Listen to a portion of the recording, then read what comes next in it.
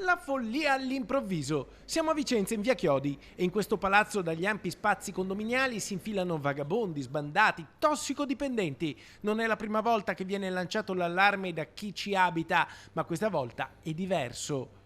È successo quello che tutti avrebbero voluto che fosse evitato. Quella che raccontiamo non è più una denuncia di degrado, di sporcizia come in passato, ma un'aggressione, una violenta aggressione subita da Matteo Rossato, un residente che ci racconta gli attimi terribili vissuti e di cui porta i segni sul volto.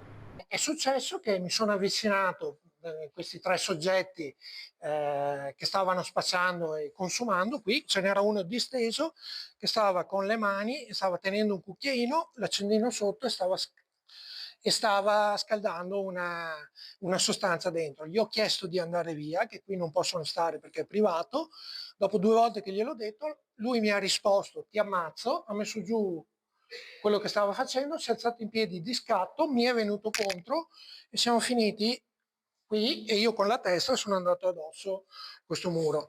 Mi ha anche tirato un pugno, quindi ho perso 2 denti. L'aggressore, che apparentemente sembrava uno straniero sui 30 anni, si è allontanato con i due ventenni che erano in sua compagnia. È stato lanciato l'allarme alle forze dell'ordine e adesso sono in corso gli accertamenti per risalire all'identità del fuggitivo. Certo è che i residenti nella zona ora hanno paura. Ci hanno sempre detto che il pericolo percepito era diverso da quello reale e purtroppo è vero, ma purtroppo è vero il contrario, nel senso che il pericolo reale, ci siamo resi conto adesso, è molto molto più alto.